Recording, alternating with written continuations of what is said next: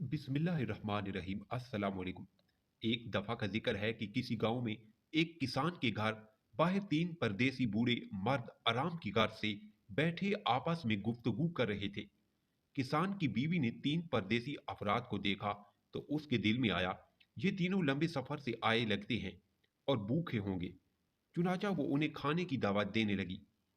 किसान की बीवी ने तीनों को खाने की दावत दी तो एक बूढ़ा बोला, क्या आपके घर में आपका शौहर या रिश्तेदार कोई और मर्द मौजूद है?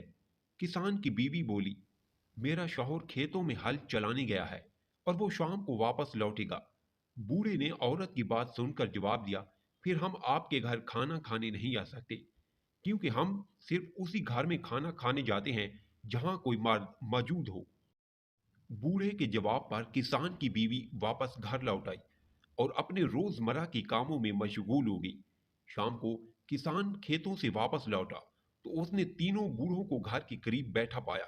तो अपनी बीवी से पूछा, ये तीनों परदेसी मेहमान लगते हैं, क्या तुमने इनसे खाने का पूछा? बीवी बोली, मैं इनसे पूछने गई थी, मगर ये तीनों किसी ऐसे घर में खाना नहीं खाते जहां कोई मर्द मौजूद ना हो।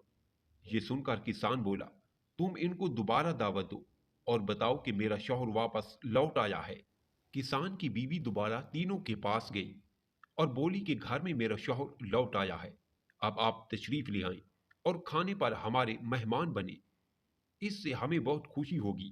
किसान की बीवी की बात सुनकर बूढ़ा बोला, हम तीनों इकट्ठे तुम्हारे घर खाना खाने नहीं आ सकते, तुम्हें चाहिए कि हम तीनों में से किसी एक को अपने साथ ले जाओ और खाना खिला दो। किसान की बीवी बूढ़े के अजीब जवाब को सुनकर बोली, आप तीनों इकट्ठे तशरीफ क्यों नहीं लाते?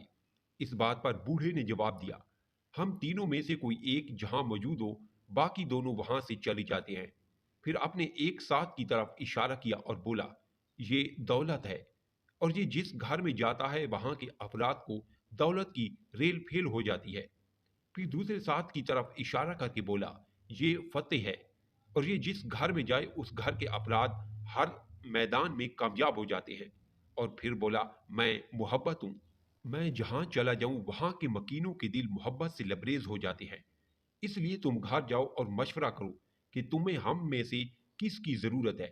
किसान की बीवी घर लौटी और किसान को बूढ़े के जवाब से आगाह किया और बोली, हमें चाहिए कि हम दौलत को अपने घर खाने पर महदू करें ताकि हमारी पैसे की मुश्किलात हल हो जाए।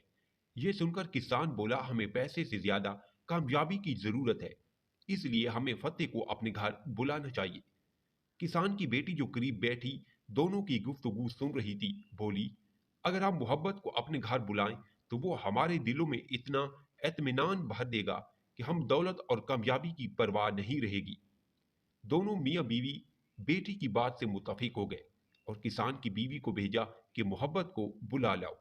बीवी गई और बूढ़ों से कहा, आप में से मोहब्बत मेरे साथ तशरीफ ले आए ताकि हम उसकी मेहमान नवाजी कर सकें।